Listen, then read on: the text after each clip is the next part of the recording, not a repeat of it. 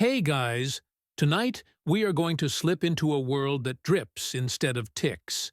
A world where time flows, quite literally, like water. Picture yourself in the vast desert of ancient Persia. The night air cooler than the scorched day. Stars so bright they almost seem to hum. There's no buzz of a smartphone here, no glowing microwave clock blinking at you, only the hush of sand shifting in the breeze and the occasional clink of a clay vessel. This is where the very first Persian water clocks take shape, quietly measuring the hours with nothing more than a slow drip. It's oddly soothing, but also, let's be honest, you probably wouldn't survive very long without Wi-Fi and a bottle of cold water. So, before you get comfortable, take a moment to like the video and subscribe. But only if you genuinely enjoy what I do here. And if you're still awake enough, drop a comment with your location and the local time where you're listening from. It's fun to see the little constellation of sleepy time zones we're building. Now, dim the lights, maybe turn on a fan for that soft background hum, and let's ease into tonight's journey together. You crouch in the sand, and before you sits a simple bowl with a pinprick hole. The Persians call it a fenjan, and though it looks laughably plain, it's the seed of centuries of timekeeping. You watch it float on the surface of a larger jar, slowly sinking as it fills with water. When it finally dips below the surface, that's 1 unit of time gone by. Nothing dramatic, no alarms blaring, just a whisper of water, soft as breath. The mainstream historical fact here is that Persians used such simple bowls as early as the 4th century, BCE. They timed ceremonies, night watches, and even astronomical events with these humble contraptions.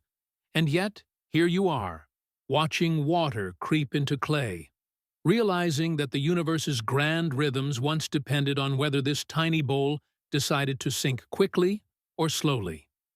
You shift your gaze to the desert sky. Stars wheel above you, each constellation familiar to the Persian mind. The lion, the bull, the twins. These weren't just pretty lights. They were cosmic markers, guiding farmers, merchants, and priests alike. The water clock acted as a bridge, grounding the movements of the heavens into something you could measure by the cupful. Historians still argue whether Persians developed this independently or borrowed ideas from Babylonian neighbors. Either way, it feels like time itself is dripping into your ears. A quirky tidbit slips into your mind. Some stories hint that Persian timekeepers experimented with using oil instead of water, thinking it would flow more steadily. Imagine that, timing your prayers with olive oil, and hoping no one knocks over the jar and accidentally deep fries history's schedule. You can almost smell the clay, damp and cool, and you hear the hollow plink each time a drop falls. Somewhere in the shadows, a priest is muttering, trying not to nod off. After all, keeping track of divine hours is important business. You, however, are allowed to yawn. As the bowl tips under, you picture the rhythm it creates, like a heartbeat stretched out, patient and inevitable. In a way, it's not so different from the soft hum of your fan now, a steady rhythm meant to carry you into calm. Ancient Persians didn't need white noise apps. They had dripping water and infinite desert silence. Honestly, you're starting to feel like you could nod off here too. And as you glance again at the sky, you realize this whole system is perfectly in sync with the stars.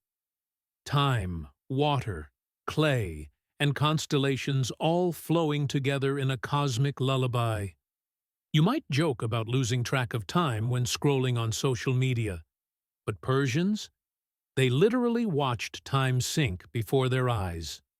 The desert wind sighs, the jar empties, and another unit of ancient time slides away. You're in no rush. The bowl sinks, the stars turn, and you rest in the thought that thousands of years ago, someone just like you was also listening to water drip, waiting for sleep to come. You lean closer, close enough to hear the almost silent hiss of water finding the tiniest path through clay. And you notice how modest the whole arrangement is. A bowl the size of your palm, a hole no wider than a bristle, a jar that smells faintly of wet earth. The secret sits right there in that pinprick. A fraction too large and the bowl dives like an overeager duck. A fraction too small and it sulks on the surface, refusing to budge. You steady your breath because, yes, even the breeze from your nose can make the meniscus tremble. And you watch the drip resume its patient arithmetic. The craftsman who made this bowl knows that clay has moods. He kneads, coils, and turns the clay as evenly as he can, chasing symmetry because symmetry means predictability. Then he fires it to a hardness that sings when tapped. Inside the bowl, he burnishes a thin sheen so the water won't cling. The hole is the last, bravest act. A thorn, a bronze pin. Later, an iron awl twists through damp clay and leaves a channel so straight you'd think a tiny engineer lived in there with a ruler. If the hole frays, water wobbles. If it glazes unevenly, flow stutters. People call this a simple clock, but you can feel the centuries of fussy trial and error clinging to its rim like dew. You watch as he calibrates it, not with a wristwatch, those haven't RSVP'd to history yet, but with a reference jar scored with lines. This is the outflow partner. Water drains from the jar into a basin, and the bowl's sinking time is compared to the jar's levels. One system counts by a sinking vessel, the other measures by falling water along etched marks. Both are clepsydras, water thieves, stealing time one drop at a time. Who knew time theft could be so polite? The mainstream historical fact, in the Iranian world, from at least late antiquity, and certainly in the medieval and early modern periods, timekeeping with water bowls regulated everything from ritual watches to irrigation turns. Fenjayan bowls even measured shares of Qanat water, each sink marking one slice of communal time. Now you notice the little dance between physics and climate. Colder water moves sluggishly. Warmer water hustles along. Mineral-rich water changes viscosity and stains the hole, while very pure water flows a shade too enthusiastically. Evaporation steals volume before gravity gets a chance to be dramatic. A dry wind skims droplets away like a casual pickpocket. To soothe all this chaos, the keeper sets the jar slightly below ground, where the air is cool, and sometimes drapes a damp cloth over it. A tiny tent for shy water. You feel the fabric, cool as shade, and you understand why the hum of your fan back home is a luxury.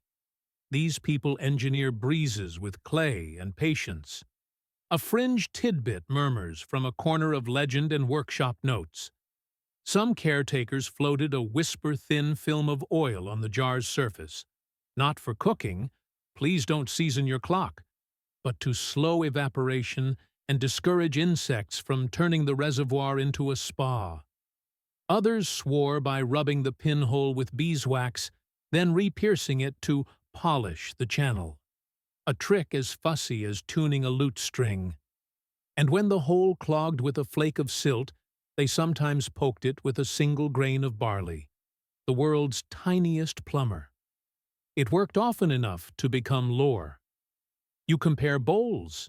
One is heavier, thickness like the rind of a melon, stable against ripples.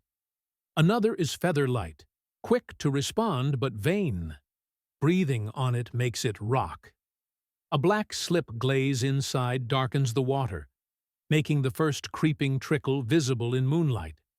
A pale glaze does the opposite, reflecting starlight so you can catch the shine shrinking as time fills the bowl.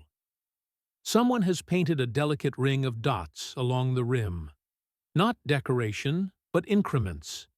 Every few dots the bowl should sink a hair lower, so the keeper can guess whether the hour will behave today. You imagine a Persian artisan, part potter, part meteorologist, part therapist, to water. Historians still argue whether the simplest inflow bowl, your little fenjan, predates the more elaborate outflow jars in this region, or whether both evolved in a friendly back and forth with Babylonian and later Hellenistic tinkerers. They parse fragments, debate translations, and gesture at shards that refuse to explain themselves. You glance at the jar, and it gives you nothing but a plop. That's fine. Mystery is half the lullaby. Calibration becomes a ritual. The keeper fills the big jar to a mark carved with a nail, mutters a line or two. Not quite a spell, not quite a sigh. Then releases the water. He times a set of bowl sinks against the fall of the water line. Say, 12 bowls to reach the second scratch. If yesterday was 12.5, he adjusts. Scrape the hole ever so slightly, warm the jar water with his hands, or add a cup from a cooler amphora. It's like a barista dialing in espresso, except the shot is an hour and the crema is, well,